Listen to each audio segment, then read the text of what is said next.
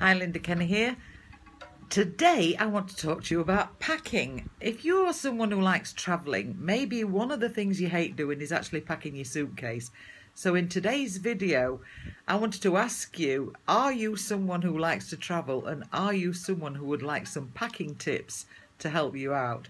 If you are, then stay with me and I'll share with you some good tips that'll get you a bit more organised when you're going on that fabulous trip.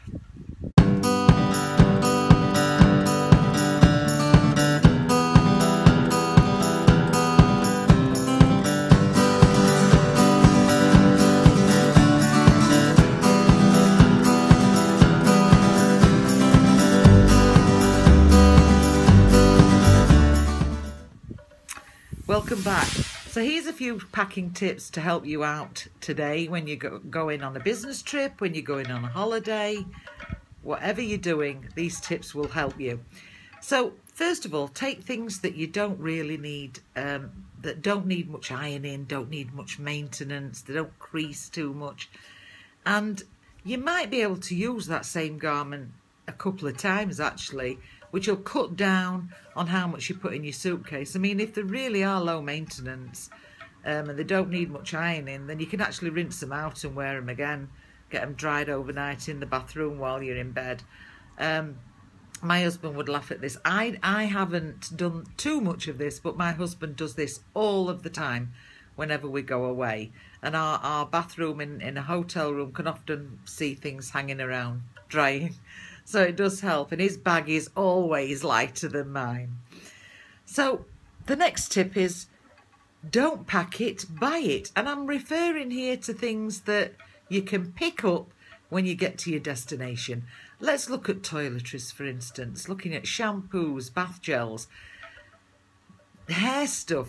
You know, you just don't need to pack them. You can actually buy them when you get there.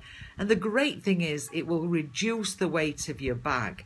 So you might be able to fit more clothes in if you do that. But it does help if you think about that in advance. Now, check your bags. I mean, you often see people struggling to get everything into their hand luggage, struggling to get it on board a flight, for instance, because they don't want to pay the baggage charges. Now, I do understand the logic behind that, but trying to cram everything for a week's holiday into one little bag, why not trust the airline with your bag? Be prepared if it gets lost, rather than have all that struggle trying to get everything into the bags that you might take on board a flight. Now, coming back to bags, be prepared to lose them. Sorry, it does happen sometimes. I've had it happen to me about 3 or 4 times.